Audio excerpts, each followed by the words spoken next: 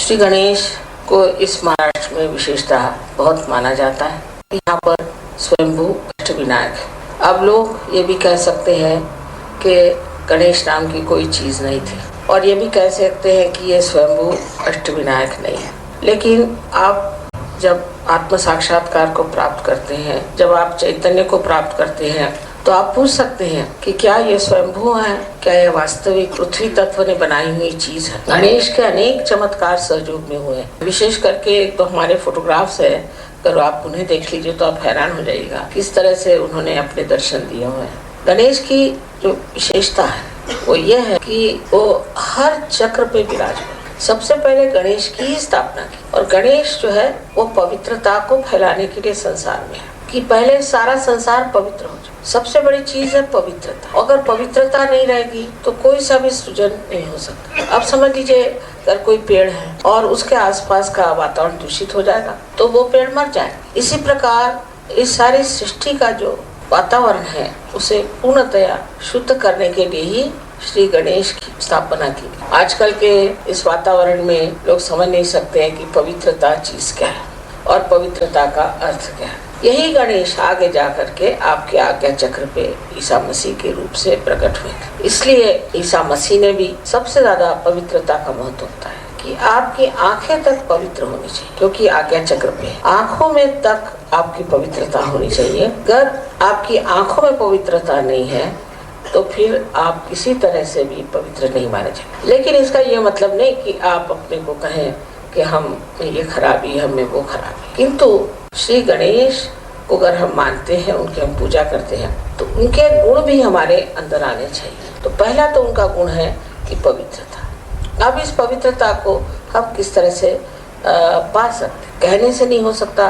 किसी आदमी से कहा जाए तुम पवित्र हो जाओ तो नहीं हो सकता। गंगा जल से नहाने से भी मनुष्य पवित्र हो, ऐसी बात। तो ये पवित्रता आने के लिए क्या करना चाहिए? इसके लिए आपके कुंडलिनी का पहले जागरण होना चाहिए। जब जागरण हो जाएगा तभी समझ लेना चाहिए कि धीरे धीरे ये जो कुंडलिनी है ये सब चक्रों को स्वच्छ कर देगी। लेकिन वहाँ पर भी श्री गणेश ही का कार्य है, क्योंकि ये चैतन्य है, और वो चैतन्य स्वरूप श्री गणेश आपके हर चक्र को भी साफ करते रहते हैं। और अंत में जाकर के सहस्त्रार पर भी श्री गणेश आप जानते हैं कि सदाशिव के गोद में बैठे। ये जो भी चीजें हम लोगों को लगती हैं कि पौराणिक है, मैथोलॉजिकल है, ये सब की सत्यता सहयोग भी आप प्राप्त कर सकते हैं। पहले आपको केवल सत्य को प्राप्त करना चाहिए, एब्सोल्यूट ट्रूथ। उसके बाद आप कोई भी सवाल पूछें, उसका जवाब सही माने में आपके उंगलियों के ऊपर आ जाए। आप इसे जानेंगे कि सत्य क्या है। किसी भी चीज को कह देने से कि असत्य है, वो चीज असत्य नहीं होती, उसकी खोजबीन करनी चाहिए। ये गहरी चीजें हैं, और श्री गणेश का कार्य तो अत्यंत अत्यंत गहरा है, और वो एक चिर बालक है। उनमें जो अबोधिता है, इनोसेंस है, वो एक चिर बालक है, वो बालक स्वरूप है। क्राइस्ट ने कहा है कि if you have to enter into the kingdom of God you have to become like children. इसका मतलब बच्चों में जो निश्चल स्वभाव होता है वो हमारे अंदर आना चाहिए। लेकिन वो जबरदस्ती करने से या कुछ रोज की अभ्यास करने से नहीं जाए। अगर आप जबरदस्ती करेंगे तो आपका अहंकार बढ़ जाएगा। अगर आप ये कहेंगे कि हम बड़े पापी हैं, हमने बड़े पाप किए, हम बड़े खराब हैं, तो आपका प्रति अहंकार बढ़ जाएगा। दोनों तरह से ये गलत बात है। तो इसके लिए करना क्या चाहिए? करना ऐसा चाहिए कि अपनी कुंडली का जागरण पहले करें। कुंडली के जागरण से आप दूसरे आयाम में, दूसरे डायमेंशन में उतर, दूसरे डायमेंशन में उतरते साथ धीरे धीरे अंदर से ही ये स्वच्छता होती रहती। ये अनादिकाल से कुंडलिनी आपके अंदर स्थित है, और ये उसी समय का इंतजार है, उसी के लिए बैठी हुई है कि जिस वक्त आपको ऐसी व्यक्ति मिल जाए जो आपकी कुंडली का जागरण कर सके। क्योंकि ये आपकी माँ है, और आपकी अपनी वैयक्तिक माँ है। वो आपके बारे में सब कुछ जानती है, और जिस प्रकार आपकी माँ ने आपको जन्म देते वक्त सब तकलीफें खुद उठाई, वो कुंडलिनी ही सारी तकलीफें उठा देती है, और आप इस आत्म साक्षात्कार को प्राप्त होते हैं। इस आत्म साक्षात्कार को प्राप्त होने के बाद आपको सिर्फ इतना करना है कि अपने इस योग को जो आपका परम चैतन्य के साथ हुआ है उसके साथ एकाग्रता स्थापित कर। चारों तरफ हम लोग देखते हैं, फूल देखिए कितने सुंदर है, सृष्टि कितनी सुंदर है, पर हम कभी सोचते भी नहीं कि ये कैसी बनी, इसको कौन बनाता है।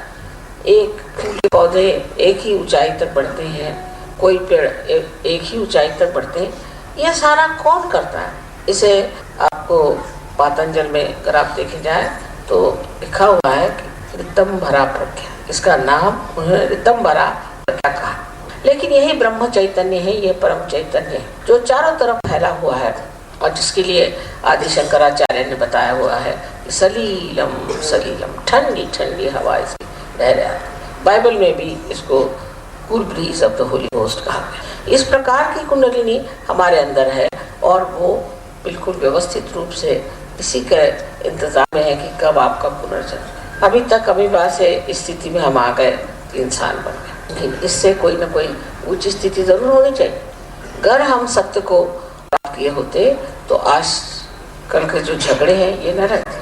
हम सब एक मन से, एक विचार से, एक सत्य के साथ जीते।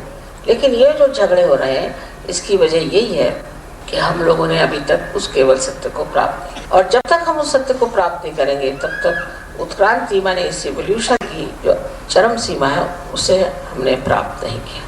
उसको प्राप्त किया बगैर हम लोग कभी भी शांति से, सुख से, समाधान से रह नहीं सकते। संसार के जितने भी प्रश्न हैं अधिकतर मनुष्य ने ही खड़े किए हैं। इस मनुष्य के परिवर्तन के लिए श्री गणेश का बहुत कार्य है, बड़ी मेहनत करते हैं।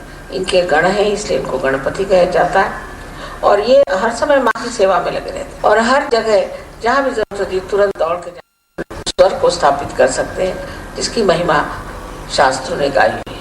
कोई कठिन बात नहीं है और इसके लिए सिर्फ हमें सज्ज होना चाहिए, मन में शुद्ध इच्छा रखनी चाहिए कि हम इसे प्राप्त करें। ये कोई झूठी बातें नहीं है, ये कोई ऐसी बातें नहीं है कि जिससे किसी को भुलावा डाला जाए, किंतु ये बात सत्य है और इसे हमें प्राप्त करना चाहिए। हम श्री गणेश को नमस्कार करते हैं लेकिन ये सोचते कि श्री गणेश क्या है, हमारे अंदर कहाँ स्थित है, क्या कार्य करते हैं और इनसे हमें क्या क्या प्राप्त करना है। दूसरी चीज इनसे प्राप्त करना है वो है सुबुद्धि, जिसे विजडम कहते हैं। श्री गणेश में इतनी सुबुद्धि और इतना प्रेम है कि वो जानते हैं कि आप लोग गलती कर रहे हैं, वो जानते हैं कि आप में कुछ दोष है, लेकिन छोटे बच्चे जैसे क्षमा कर देते हैं हर एक चीज को।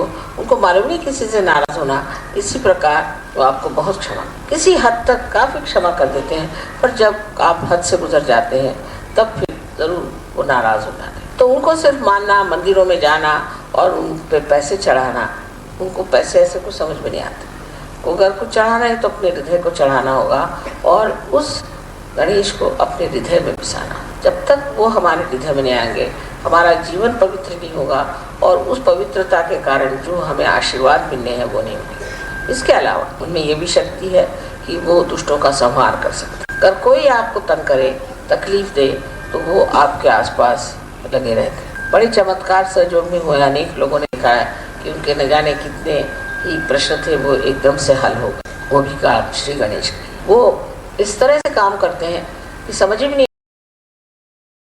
और उसमें कोई भी त्रुटि नहीं रह जाती। इतने बड़े श्री गणेश अगर हमारे साथ है तो फिर हमें डरने की कौन सी बात है, फिर हमें घबराने की कौन सी बात है।